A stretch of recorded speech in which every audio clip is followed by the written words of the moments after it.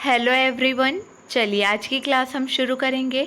हमारा पहला प्रश्न देखिए, 2023 में भारत के सबसे बड़े शॉपिंग फेस्टिवल की मेजबानी कौन करेगा? सही जवाब है दिल्ली। 2023 में भारत के सबसे बड़े शॉपिंग फेस्टिवल की मेजबानी दिल्ली करेगा। अगला प्रश्न, एसबीआई जनरल इंश्योरेंस के नए प्रबंध निदेशक और सीईओ कौन बने हैं? सही जवाब है पारितोष त्रिपाठी बने हैं। Paritosh Tripathi SBI general insurance के नए प्रबंध निदेशक और सीईओ बने हैं। अगला प्रश्न, कहाँ के पूर्व प्रधानमंत्री का निधन हो गया है? 4 ऑप्शन दिए गए हैं।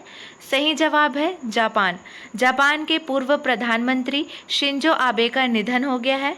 नारा क्षेत्र में एक अभियान कार्यक्रम में 2 गोली लगने के बाद जुलाई 2022 में पूर्व जापानी प्रधानमंत्री शिंजो आबे का निधन हो गया। जापान के सबसे लंबे समय तक प्रधानमंत्री का पद संभालने वाले आबे ने 2006 में 1 साल और फिर 2012 से 2020 तक पद संभाला। अगला प्रश्न, निम्न में से किसने स्टार्टअप स्कूल इंडिया लॉन्च किया है? देखिए 4 ऑप्शन दिए गए हैं। सही जवाब है गूगल। गूगल ने स्टार्टअप स्कूल इंडिया लॉन्च किया है। अगला प्रश्न, निम्न में से किस राज्य में मैंगो फेस्टिवल का आयोजन किया गया? सही जवाब है उत्तर प्रदेश। उत्तर प्रदेश राज्य में मैंगो फेस्टिवल का आयोजन किया गया। अगला प्रश्न, भारतीय विश्वविद्यालय संघ AIU के नए अध्यक्ष कौन बने हैं? सही जवाब है सुरंजन दास बने हैं। भारतीय विश्वविद्यालय संघ के नए अध्यक्ष सुरंजन दास बने हैं। अगला प्रश्न, संयुक्त राष्ट्र की रिपोर्ट के अनुसार भारत की कुपोषित आबादी कितनी है? 4 ऑप्शन दिए गए हैं। इनमें से सही जवाब है 224.3 मिलियन है। अगला प्रश्न, कौन से देश के शोधकर्ताओं ने फ्रिज ड्राइंग स्किन सेल्स की मदद से दुनिया का पहला क्लोन चूहा तैयार किया है? सही जवाब है जापान। कौन से देश के?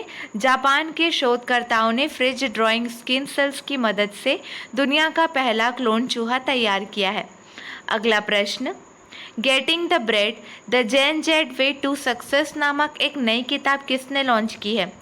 सही जवाब है प्रार्थना बत्रा ने लॉन्च की है। युवा यूट्यूब प्रार्थना बत्रा की पहली किताब getting the bread the gen Z way to success को स्पोर्टिंग आइकॉन साक्षी मलिक ने लॉन्च किया है। ठीक है, यहाँ प्रार्थना पत्र लिखा गया, ये मिसप्रिंट हो गया है, आप करेक्ट कर लेंगे। अगला प्रश्न, हाल ही में भारतीय वायुसेना ने किस बैंक के साथ रक्षा वेतन पैकेज योजना के लिए समझौता ज्ञापन का विस्तार किया है? सही जवाब है भारतीय स्टेट बैंक। ध्यान देंगे, भारतीय स्टेट बैंक और भारतीय वायुसेना के बीच रक्षा वेतन पैकेज योजना के लिए समझौता ज्ञापन का विस्तार किया है।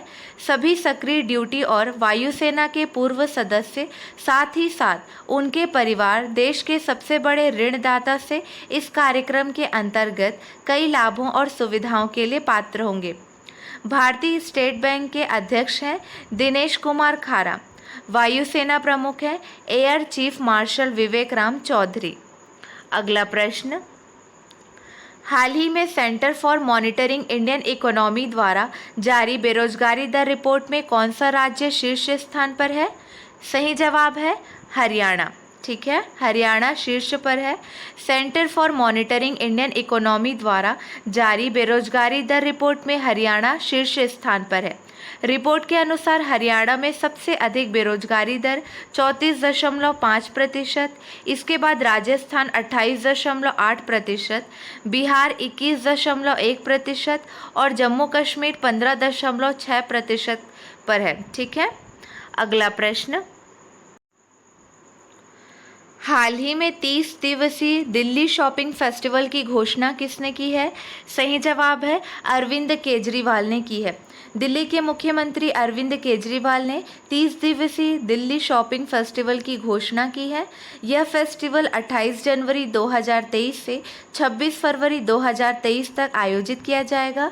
यह भारत का सबसे बड़ा शॉपिंग फेस्टिवल होगा। यह शहर की अर्थव्यवस्था को बढ़ावा देगा और स्थानीय पेशेवरों, व्यापारियों और विक्रेताओं की मदद करेगा। अगला प्रश्न, हाल ही में G20 विदेश मंत्रियों की बैठक की मेजबानी कौन सा देश कर रहा है? सही जवाब है इंडोनेशिया। विदेश मंत्री डॉक्टर एस जयशंकर G20 विदेश मंत्रियों की बैठक में भाग लेने के लिए 7 और 8 जुलाई 2022 को इंडोनेशिया में बाली के दौरे पर गए। अपनी यात्रा के दौरान डॉक्टर जयशंकर अन्य G20 सदस्य राज्यों के अपने समकक्षों के साथ कई द्विपक्षीय बैठकें किए। बैठक का विषय है अधिक शांतिपूर्ण, स्थिर और समृद्ध विश्व का निर्माण। अगला प्रश्न, हाल ही में स्वामी रामानुजाचार्य की प्रतिमा स्टैचू ऑफ पीस का अनावरण कहाँ किया गया? 4 ऑप्शन दिए गए हैं। सही जवाब है श्रीनगर। गृह मंत्री अमित शाह ने वीडियो कॉन्फ्रेंस के माध्यम से जम्मू कश्मीर के श्रीनगर में स्वामी रामानुजाचार्य की प्रतिमा स्टैचू ऑफ पीस का अनावरण किया। स्वामी रामानुजाचार्य वैदिक दार्शनिक और समाज सुधारक थे। उन्होंने समूचे भारत की यात्रा की और समानता और सामाजिक न्याय के सिद्धांतों पर बल दिया। उनकी शिक्षाओं ने भक्ति आंदोलन के संतों को प्रेरित किया और उन्हीं के शिष्य रामानंद ने भक्ति आंदोलन की शुरुआत की। अगला प्रश्न, हाल ही में नागरिक उड्डयन मंत्री ज्योतिरादित्य सिंधिया को कौन से मंत्रालय का अतिरिक्त प्रभार दिया गया? सही जवाब है इस्पात मंत्रालय। ऑप्शन 1 सही है। महिला और बाल विकास मंत्री स्मृति ईरानी को उनके मौजूदा विभाग के साथ अल्पसंख्यक कार्य मंत्रालय का प्रभार सौंपा गया है। नागरिक उड्डयन मंत्री ज्योतिरादित्य सिंधिया को इस्पात मंत्रालय का अतिरिक्त प्रभार दिया गया है। राष्ट्रपति ने केंद्रीय मंत्रिपरिषद से अल्पसंख्यक कार्य मंत्री मुख्तार अब्बास नकवी और इस्पात मंत्री रामचंद्र प्रसाद सिंह के इस्तीफे स्वीकार किए। अगला प्रश्न, हाल ही में भारत के किस लेफ्टिनेंट जनरल को दक्षिण सूडान में संयुक्त राष्ट्र मिशन में फोर्स कमांडर नियुक्त किया गया है? सही जवाब है लेफ्टिनेंट जनरल मोहन सुब्रमण्यम।